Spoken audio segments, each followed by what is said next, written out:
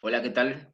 Mi nombre es William Ríos, soy estudiante de décimo semestre de Ingeniería Ambiental de la Fundación Universitaria de San Gil, San Gil.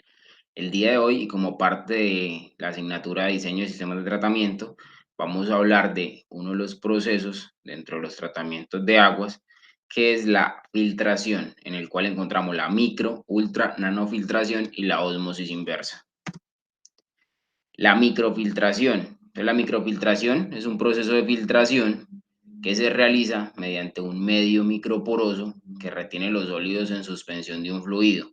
El tamaño del poro de la membrana en este caso va desde 0,1 hasta 1 micras o micrones. La microfiltración es diferente de la ósmosis inversa y diferente de la nanofiltración, ya que esta no requiere de presión para realizar pues todo su proceso. Suele utilizarse como pretratamiento para la ósmosis inversa o como un proceso independiente de filtración. ¿Cómo funciona? Los filtros pueden manejarse a presión atmosférica o con un recipiente que genere cierta presión. Sin embargo, como dijimos inicialmente, pues trabajan con presiones muy bajas. Se recomienda un máximo de presión de 25 psi. Estos filtros son porosos y permiten que el agua pase a través de ellos y remueva la materia orgánica, los sólidos en suspensión, pequeños coloides, bacterias y turbidez. La ultrafiltración, a su vez, pues es un proceso de separación por membrana dentro de la tecnología de las membranas para el tratamiento de agua. Esta permite la separación mecánica de los sólidos suspendidos o disueltos mediante un tamiz, utilizando la presión hidrostática para forzar el agua a través de una membrana semipermeable. Los tamaños de poro en la ultrafiltración son de 0,01 hasta 0,1 micrómetros. Las dos fases que están en contacto con la membrana son líquidas, lo podemos apreciar en la imagen de la derecha de la presentación, y se encuentran a diferente presión hidrostática. Entonces, ¿qué pasa? Ciertos componentes de la fase líquida se transfieren desde el lado en el que hay mayor presión hacia el lado que hay menor presión. Las partículas disueltas en el líquido pasan a través de la membrana, mientras que las grandes moléculas disueltas, los coloides y los sólidos en suspensión, que no pueden pasar a través de los poros, quedan retenidos allí. Dentro de las principales características de la ultrafiltración, encontramos que tiene un tamaño de poro que permite separar tamaños de partículas de distintas naturalezas, lo que nos permite remover sólidos en suspensión, partículas finas, coloides, algas en el caso de algunas aguas residuales o crudas, y microorganismos como bacterias que se encuentren con un tamaño de poro superior al establecido por el filtro.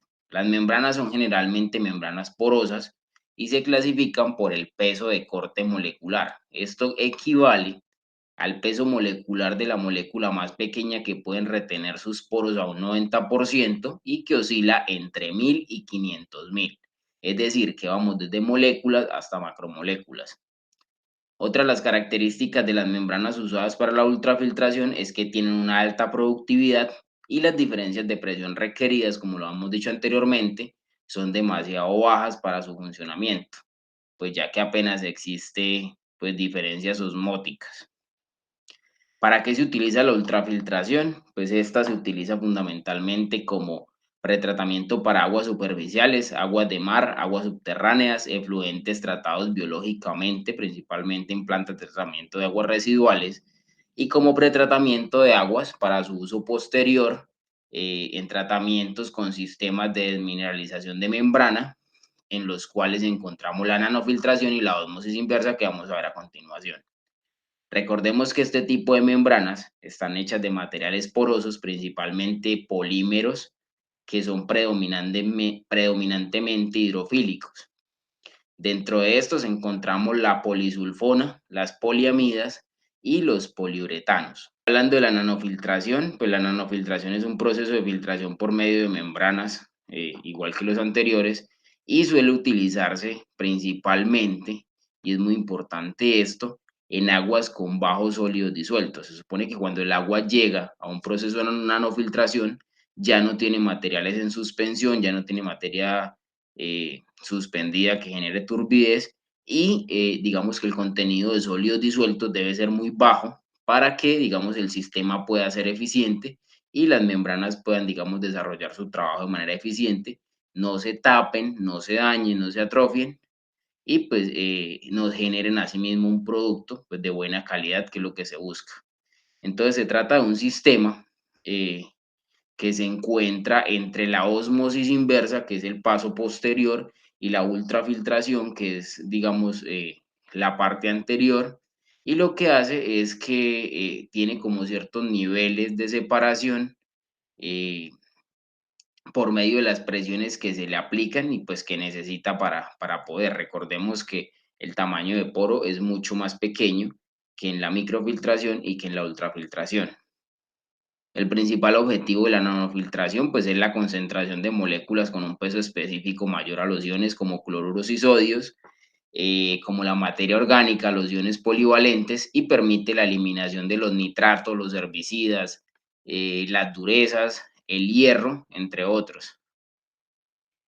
Por todo esto, pues este proceso se utiliza para el ablandamiento de las aguas, para la eliminación de metales pesados en las aguas residuales que, como dijimos anteriormente, pues van a ser materiales que se van a encontrar disueltos en el agua, en la cual ya no va a llevar materiales suspendidos.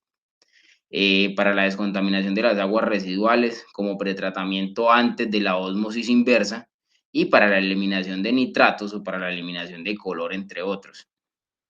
¿Cómo funcionan estas membranas? Pues es un proceso de nanofiltración en el cual las membranas son operadas bajo presión. Estas, a diferencia de la microfiltración, sí necesitan que el agua sea impulsada con presión y esto permite la concentración y el desalado de algunos solutos orgánicos.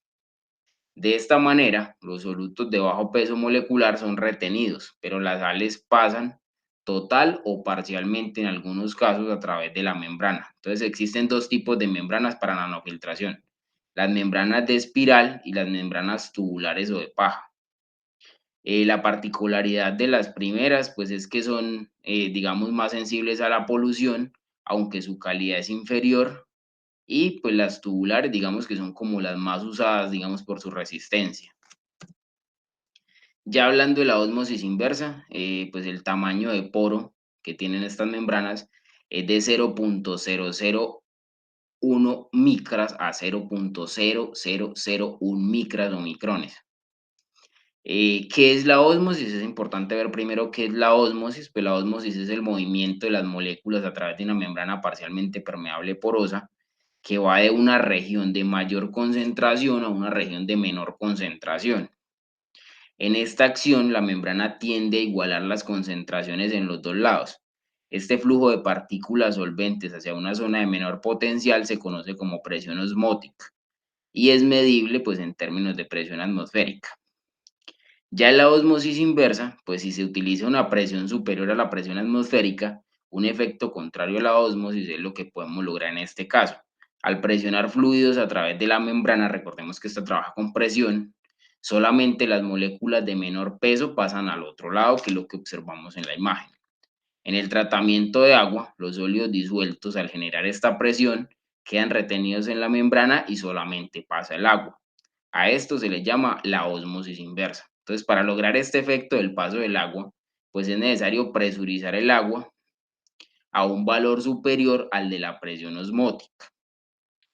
Siempre ha habido una controversia y es que cuánta agua rechaza la ósmosis inversa. Entonces, podemos decir que las membranas de ósmosis inversas tienen las características de hacer una limpieza continua mientras trabajan.